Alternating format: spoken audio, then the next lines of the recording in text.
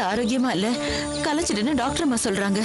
குழந்தை பிறந்தா குடும்பத்துக்கு ஆகாதுன்னு ஜோசிக்காரன் சொல்றான். அதனால கருவை கலைச்சிட்டுன்னு அத்தையே சொல்றாங்க. என் மூலமா தானே உனக்கு வசதி பழக்கம். அப்படி பார்த்தா என் மூலமா தான் மாயா உங்களுக்கு பழக்கம். நீ இங்க இருக்க, உன் பொண்டாட்டி அவங்க அம்மா வீட்டில் இருக்கா. இப்பெல்லாம் ஃபீல் பண்றதை விட்டுட்டு உன் பொண்டாட்டியோட சேர்ந்து வாழ்ற வழியை பாரு மச்சான்.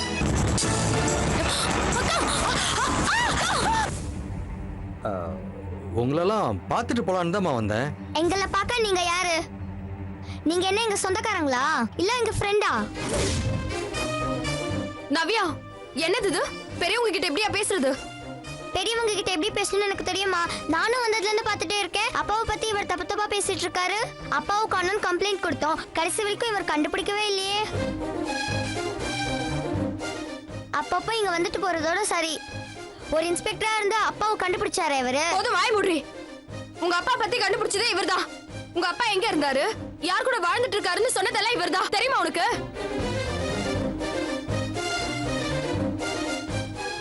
இவர் இல்லனா இந்த நிமிஷம் வரைக்கும் உங்க அப்பா எங்க இருக்காருன்னு நமக்கு தெரிஞ்சிருக்காது. ஏன் தெரிஞ்சிருக்காது?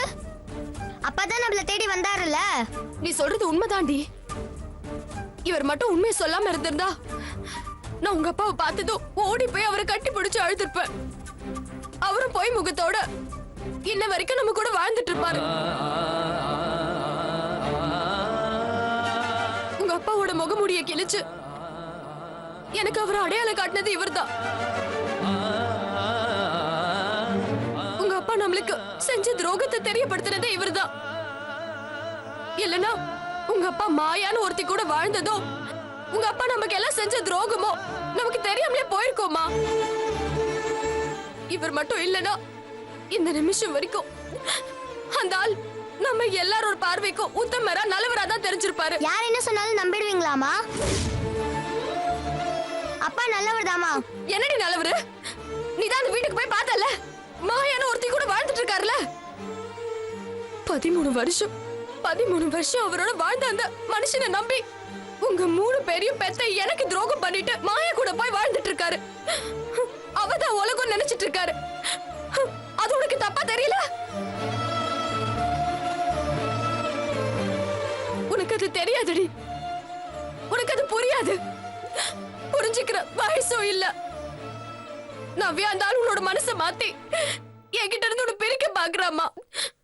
நீயும் அந்த ஆளு ஒரு ஹீரோ மாதிரி மனசுல நினைச்சிட்டு இருக்க. போதும், நிறுத்துமா. எப்ப பார்த்தாலும் அப்பாவே தப்பு சொல்லிட்டு இருக்காத. உனக்கு அப்பா விட இவர் தான் பெருசா போயிட்டாருல்ல. இவர் சொல்ற பேச்சு கேட்டு தானே நீ அப்பாவை மதிக்க மாட்டேங்கிற.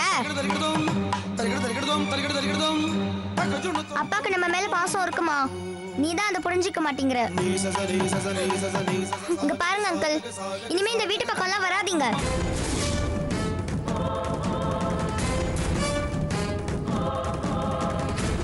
அப்படியே வந்தாலும் எங்க அப்பாவை பத்தி எல்லாம் தப்பா பேசாதீங்க. நீங்க தான் இங்க சும்மா சும்மா வந்து எங்க அம்மா மனசை மாத்த பாக்குறீங்க. நீங்க இங்க வரது எனக்கு பிடிக்கல. என்னடி பேசுற நீ? நானும் போனா போதுன்னு பொறுத்துக்கிட்டே இருக்கேன். இப்படி எல்லாம் பேச உனக்கு யார் கத்து கொடுத்தா?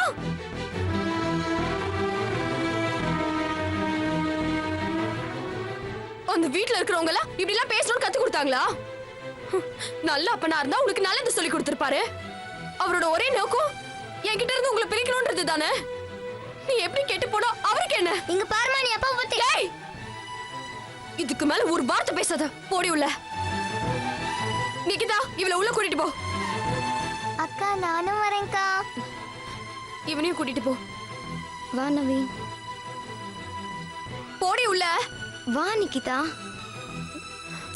வா.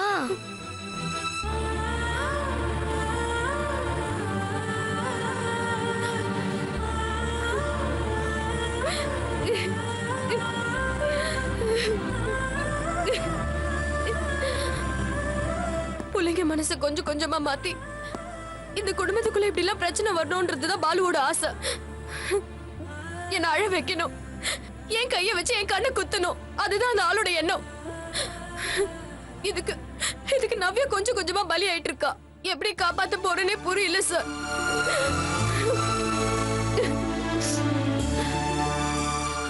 Sorry sir. அவ உங்களை ரொம்பவே இன்சல்ட் பண்ணிட்டா. எல்லாம் அவ தெரிஞ்சு பேசல சார். அந்த வீட்டோட சவகாசம் அதான் அவளை அப்படி பேச வச்சிருச்சு. சாரி. புரியுது வசந்தி, இதை நான் இன்சல்ட்டிங்காகவே எடுத்துக்கல. ஆனால் அவள் பேச்சு நடவடிக்கைலாம் பார்க்கும்போது இதை நம்ம சாதாரணமாக எடுத்துக்கூடாதுன்னு தான் எனக்கு தோணுது. ஒவ்வொரு நாளும் நான் வாழ்க்கையில் பலவிதமான மனுஷங்களை பார்க்குறேன். உங்கள் கணவர் வேற உங்ககிட்ட இருந்து பிள்ளைங்களை பிரித்து காட்டுறேன்னு சவால் விட்டுட்டு போயிருக்காரு. நவ்யா வேற அப்பப்போ அவளுடைய அப்பா போய் பார்க்குறான்னு சொல்கிறீங்க. இதெல்லாம் வச்சு பார்க்கும்போது நவ்யா விஷயத்தில் நீங்கள் கொஞ்சம் எச்சரிக்கையாக இருக்கிறது நல்லது.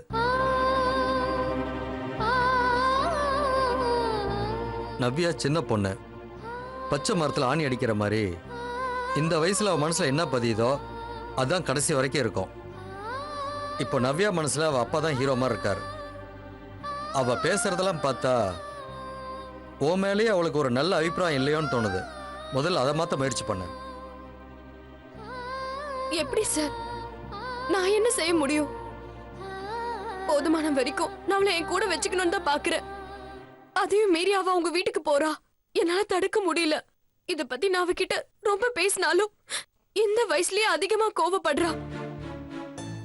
3 பிள்ளைங்களை கூட்டிட்டு நான் யாருக்கும் தெரியாம வேற ஊருக்கு போனா அவர் பார்வையில படாம தப்பிக்கலாம். ஆனா நான் எந்த ஊருக்கு சார் போவேன்? எனக்கு யாரு தெரியும்? அப்படியே போனாலே இவங்களெல்லாம் வச்சுக்கிட்டு நான் எப்படி காப்பாத்துவேன்? பயப்படாத வசந்தி, நவ்யா விஷயத்துல கொஞ்சம் ஜாக்கிரதையா இருக்கணும்னு தான் சொன்னேன். அதுக்காக உன்னை நான் ஊரை விட்டெல்லாம் போக சொல்லல. அது மட்டும் இல்ல வசந்தி, நவ்யாவை இப்ப கை நீட்டு அடிச்சியே, இதுவே கடைசி தடவையா இருக்கட்டும். நவ்யா வயசுல இருக்கிற பொண்ணுங்களை மெல்ல மெல்ல சொல்லி திருத்த தான் பார்க்கணும். இப்படி கை நீட்டி அடிக்க கூடாது. அதுவும் 3வது மனுஷங்க முன்னாடி அடிச்சா அதை அவ இன்சல்ட்டிங்கா நினைச்சிக்க மாட்டாளா? நீ அவளுக்கு நல்லதுதான் சொல்ற வசந்தி, ஆனா அது அவளுக்கு புரியாது. பாலு அவன் நாக்குல தேனை தடவும் போது நீ அவளை தேலா கொட்டினா அவளுக்கு பாலு தான் பெருசா தெரிவாரு. நீ அவளை தேலா கொட்டினா அவளுக்கு பாலு தான் பெருசா தெரிவாரு. ஏன்னா அவ வயசு அப்படி. ஓகே வசந்தி, நவ்யா விஷயத்துல இனிமேல் இப்படி கண்டிப்பா நடந்துக்காத. அவளுக்கு ஏதாவது பிரச்சனை எனக்கு இன்ஃபார்ம் பண்ணு. அடுத்த நிமிஷமே நான் இங்க ஓடி வந்துடுறேன். பாலு உன்னை மீறி நவ்யா கூட்டிட்டு போக முயற்சி பண்ணா எனக்கு ஒரே ஒரு ஃபோன் பண்ணு. மீதியை நான் பாத்துக்கிறேன். அதுக்கப்புறம் பாலு நீ இருக்கிற பக்கம் தலை வச்சு கூட படுக்க மாட்டான். வர Vasanthi. Thank you sir. It's okay.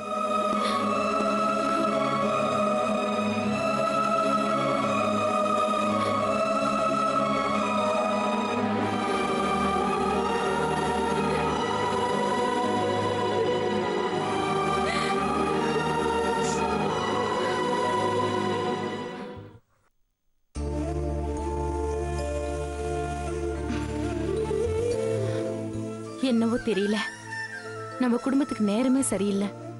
கொஞ்ச நாளைக்கு முன்னாடி தான் குமரனுக்கு ஆக்சிடென்ட் ஆச்சு. இப்போ உன் மேல கார் ஏற பாத்துச்சின்னு சொல்ற. ஆபத்து வந்தாலும் எப்படியோ நாம கும்பிடுற தெய்வம் நம்மள காப்பாத்திடுது. இருந்தாலும் ரொம்ப பயமா இருக்கு லட்சுமி. ஏன் நம்ம குடும்பத்துக்கு மட்டும் இப்படி ஆகுதுன்னு ஒண்ணுமே புரியல. ஒருத்தர் மாத்தி ஒருத்தருக்கு மாறி மாறி கஷ்டம் வந்துகிட்டே இருக்கு.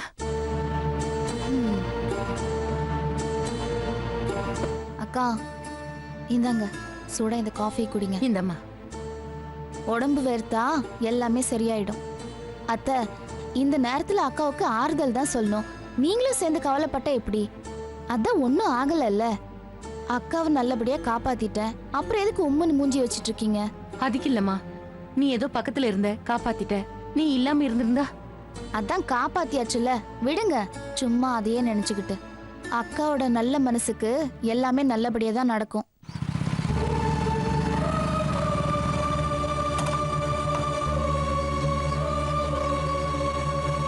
லட்சுமி,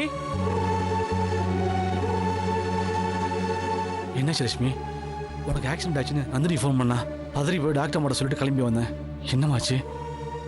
எனக்கு ஒன்றும் இல்லைங்க. திடீர்னு கார் என் மேல மோத வந்ததும் கொஞ்சம் பயந்துட்டேன். அந்த பயத்துல உடம்பு கொஞ்சம் பதட்டமா இருக்கு. நந்தினி மட்டும் இல்லைன்னா என்னை நீங்க உயிரோடவே பார்த்திருக்க முடியாது. அவளுக்கு தான் நம்ம எல்லாரும் நன்றி சொல்லணுங்க. எனக்கு ரொம்ப பயமா இருக்குங்க. அந்த குடுகுடுப்பக்காரன் வேற என்னென்னமோ சொல்லிட்டு போனோம். அது இன்னும் என் காதுல கேட்டுட்டே இருக்கு. அதெல்லாம் ஒன்றும் இல்லை லட்சுமி, நீ தேவையில்லாமல் பயப்படுற. சரி, அந்த குடுகுடுப்பக்காரனை விடுங்க. என்ன கலைச்சிடாதீங்க, என்ன கலைச்சிடாதீங்கன்னு என் வயிற்றுல இருக்கிற குழந்தை அழற மாதிரி கேட்டுட்டே இருக்கே. அதுக்கு என்ன அர்த்தம்னு எனக்கு தெரியலங்க. நீ ஓவரா பயப்படுற, அதான் அர்த்தம். இல்லங்க, நான் குழந்தை பெத்துக்கிறது இந்த வீட்டுல இருக்கிறவங்களுக்கே பிடிக்கல.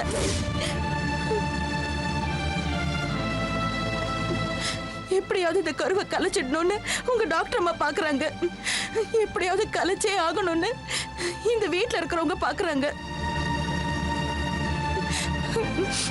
வீட்டுல இருக்கிறவங்க என்ன நல்ல மனசோட பாத்துக்கிட்டா தானே எனக்கு நல்லபடியா குழந்தை பிறக்கும். ஆளாளுக்கு என் புள்ள மேலே வெறுப்பா இருந்தா எப்படிங்க பிறக்கும்? நான் அப்படி என்னங்க பாவம் பண்ண? இல்ல என் வயிற்றுல இருக்கிற புள்ளதான் என்ன பாவம் பண்ணுச்சு? சரி, அழாத லட்சுமி, எல்லாம் நல்லபடியா நடக்கும். கடவுள் உன்னை அந்த ஆபத்துல இருந்து காப்பாத்திருக்காரு. பெரிய உசுரை காப்பாற்ற தெரிஞ்ச கடவுளுக்கு உன் வயிற்றுல இருக்கிற சின்ன உசுரை காப்பாற்ற மனசு இருக்காதா என்ன? என்ன லட்சுமி, உடம்பு சூடா இருக்கு? அதிர்ச்சி ஜுரம் வந்துச்சுன்னு நினைக்கிறேன். இரு, டாக்டர் அம்மாவுக்கு ஃபோன் பண்ணி என்ன மருந்து கொடுக்கலான்னு கேட்டு வரேன். ஒண்ணும் வேணாங்க. ஜுரத்துக்கு துணியை நினைச்சு நெத்தியில 10 போட்டா போதும், சரியா போயிடும். நீ இருக்கிற நிலைமையில அதெல்லாம் பண்ணக்கூடாதுமா. நீ இப்போ ஒத்த உசுரம் இல்லை. நான் மேடத்துக்கு ஃபோன் பண்ணி என்ன ஏதுன்னு கேட்டுக்கிறேன். உனக்கு ஆக்சிடென்ட்னு சொன்னதும் வீட்டுக்கு போயிட்டு உடனே ஃபோன் பண்ணுன்னு சொன்னாங்க. நான் அவங்கள்ட்ட பேசிட்டு உனக்கு என்ன மருந்து கொடுக்கலாம் நான் கேட்டு வரேன். ம்,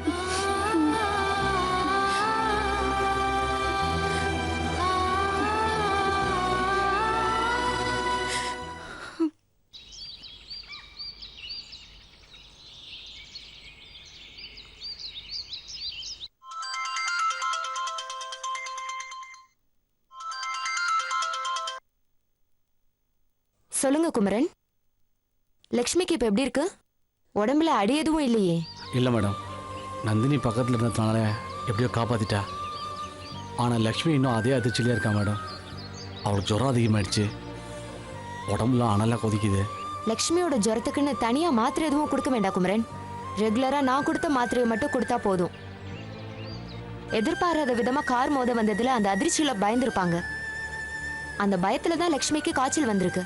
தூங்கி எழுந்திருச்சாங்கன்னா காலையில எல்லாமே சரியா போயிடும். நீங்க எதுவும் பயப்பட வேண்டாம் மேடம். இதனால லக்ஷ்மி வயிற்றுல இருக்கிற குழந்தைக்கு ஏதாச்சும் ஆயிடுமோன்னு ரொம்ப பயமா இருக்கு மேடம். பயப்படாதீங்க குமரன். பொதுவா கர்ப்பமா இருக்கிற லேடிஸ்க்கு இந்த மாதிரி அதிர்ச்சியான சம்பவம் எதுவுமே நடக்கக்கூடாது. ஆனா நீங்க பயப்படுற மாதிரி கரு கலைஞ்சிருக்கிறதுக்கு வாய்ப்பே இல்லை. ஏன்னா அந்த அதிர்ச்சியில கரு கலைய ஆரம்பிச்சிருந்தா லக்ஷ்மியால அந்த வலியை தாங்கியிருக்கவே முடியாது. லக்ஷ்மிக்கு அந்த மாதிரி எதுவும் வலியெல்லாம் இல்லைல்ல? இல்லை மேடம், அவளுக்கு ஜுரம் தான் அதிகமாக இருக்கு. மற்றபடி அமைதியாக தான் மேடம் இருக்கா. அப்படின்னா நீங்க பயப்பட வேண்டியதே இல்லை குமரன். தைரியமா இருங்க. லக்ஷ்மிக்கும் தைரியம் சொல்லுங்க. லக்ஷ்மிக்கு தைரியம் சொன்னாலும் எனக்குள்ள நான் அழுத்துக்கு தான் மேடம் இருக்கேன்.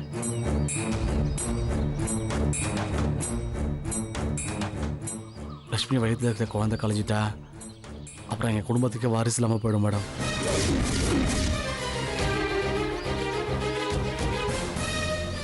இப்போ எனக்கு இருக்கிற ஒரே நம்பிக்கை என் மனைவி லக்ஷ்மி வயிற்றுல வளர குழந்தை தான். ஆக்சிடென்ட் ஆனதில் எனக்கு தான் இனிமேல் குழந்தைய பிறக்கிற பாக்கியம் இல்லைன்னு சொல்லிட்டீங்க. ஆக்சிடென்ட் ஆனதில் எனக்கு தான் இனிமேல் குழந்தைய பிறக்கிற பாக்கியம் இல்லைன்னு சொல்லிட்டீங்க.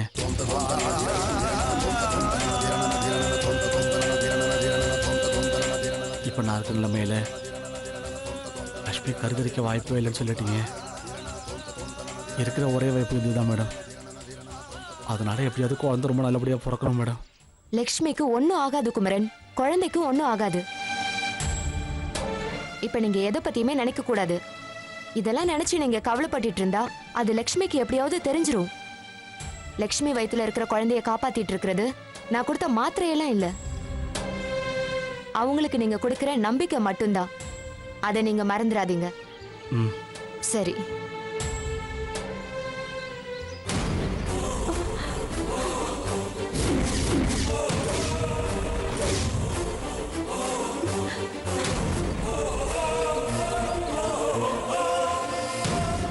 குமரா, என்னாச்சு? அம்மா பயப்படுறதுக்கு ஒன்றும் இல்லையாம்மா. லக்ஷ்மிக்கு ஒன்றாகாதுன்னு டாக்டர் அம்மாவே சொல்லிட்டாங்க. நான் லட்சுமியை பத்தி கேட்கலப்பா. உனக்கு இனிமே குழந்தை பெத்துக்கிற வாய்ப்பே இல்லைன்னு. டேய். அம்மா என்னம்மா சொல்ற? நான் லக்ஷ்மியை பற்றி தான் டாக்டர்கிட்ட பேசிக்கிட்டு இருந்தேன். மறைக்காத குமரா, நான் உன்னை பெத்தவ. உனக்கு பொய் சொல்ல வராதுன்னு எனக்கு தெரியும். சொல்லுடா, என்னடா ஆச்சு உனக்கு? அம்மா எனக்கு ஒன்றும் இல்லைம்மா, நீ உள்ளே போம்மா. இல்லப்பா, நான் நீ பேசுனது முழுசா கேட்டுட்டேன்டா. நீ என்கிட்ட எதையும் மறைக்கணும்னு நினைக்காத. சொல்லுடா, டேய் சொல்லுடா, சொல்லுன்னு சொல்றேன்ல.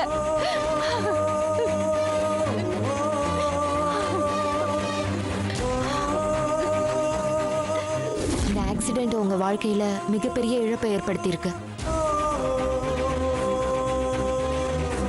சீஃப் டாக்டர் என்ன சொன்னாரு? எதிர்பாராம நடந்த விபத்துல அவருக்கு ஆன்மை போயிடுச்சு. ஐயோ ஐயோ ஐயோ. சத்தம் போடாதீங்கம்மா. அம்மா இந்த விஷயம் லட்சுமிக்கு தெரியக்கூடாதும்மா. ஆக்சிடென்ட்ல கூட அவ வயிற்றுல இருக்கிற குழந்தைக்கு ஒன்றாகாம தப்பிச்சிருச்சு. இதை கேட்டாங்க அதிர்ச்சியில வயிற்றுல இருக்கிற குழந்தை களைஞ்சிரும்மா. அது மட்டும் இல்லாம அவ உயிருக்கு ஆபத்தானாலும் ஆயிடுமா. இல்லப்பா, லட்சுமி கிட்ட நான் இது சொல்ல மாட்டேன். நீ சொல்றதும் சரிதான். அவளுக்கு இந்த விஷயம் தெரியக்கூடாது. லட்சுமி வயித்துல வளர குழந்தை சரியான வளர்ச்சி இல்லைன்றது எனக்கு தெரியுமா.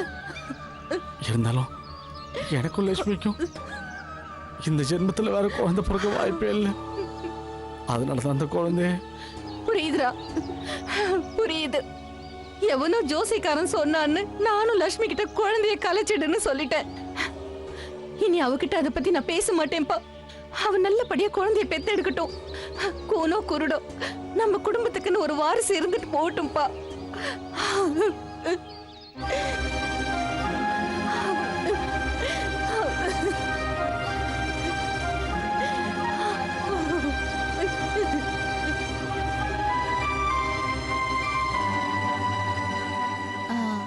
அக்கா, அத்தையே அழுகுறாங்க.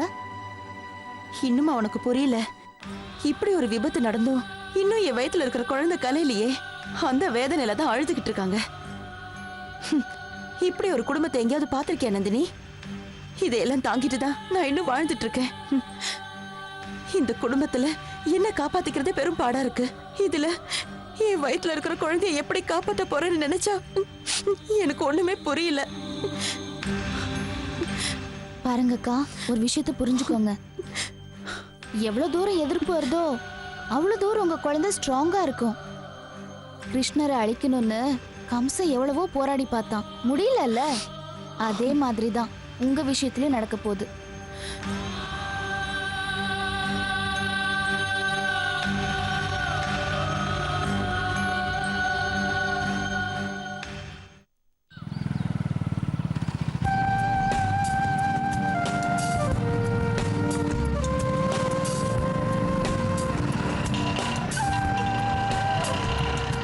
யாருங்க? ஏன் இங்கே நிறுத்திட்டீங்க? அகிலோட பாட்டி வசந்தாவை நாம பார்க்கணும். நம்மளோட அடுத்த பிளான் அதானே? அதுக்கு அவங்க வீட்லயே போய் பார்த்தா போகுது.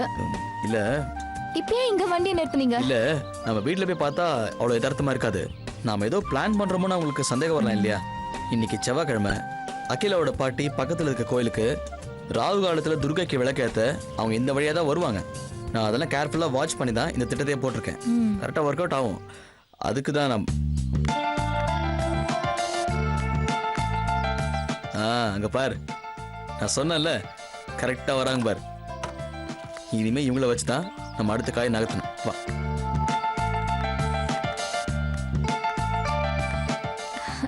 பாட்டி, எப்படி இருக்கீங்க பாட்டி?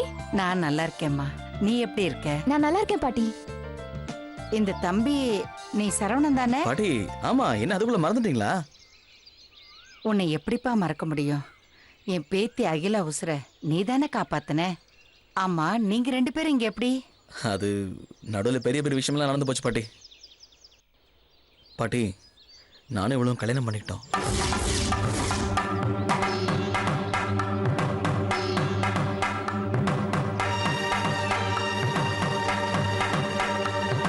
என்னப்பா சொல்ற சுனிதா? சரவண சொல்றது உண்மையா? எங்களுக்கெல்லாம் தெரியாம நீங்க எப்படி கல்யாணம் பண்ணிக்கிட்டீங்க? அட என்ன விடுமா, அகிலா உன் அண்ணி தானே.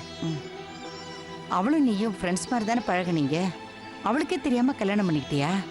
அகிலா அண்ணி எங்க வீட்டுக்கு வந்து சந்தோஷமா வாழணுமேனு தான் நாங்க 2 பேரும் கல்யாணம் பண்ணிக்கிட்டோம். நீ சொல்றது எனக்கு ஒன்றும் புரியலையம்மா. அகிலா உங்க வீட்டில் வந்து வாழ்றதுக்கும் நீங்க கல்யாணம் பண்ணிக்கிட்டதுக்கும் என்ன சம்பந்தம் இருக்கு? இருக்கு பாட்டி. ஆ? உங்க பேத்தி அகிலா நரேனோட சந்தோஷமா வாழ்றதுக்கு உங்களுக்கு ஆசை இருக்கா இல்லையா? என்னப்பா இப்படி கேட்குற? அகிலா வாழ்க்கை நல்லா இருக்கணுங்கிறதுக்கு தானப்பா வாரம் நான் கோயிலுக்கு போய் விளக்கேத்திட்டு வரேன். அப்படின்னா கடவுள் உங்களுக்கு கண்ணை திறந்துட்டாருன்னு வச்சுக்கோங்க. இனி நீங்க மனசு வச்சா அகிலாவை அவ புருஷனோட சேர்ந்து வாழ வைக்க முடியும். என்ன சொல்றீங்க? என்னால என்னப்பா பண்ண முடியும்? பொறுமையா நான் சொல்றதை கேக்குறீங்களா?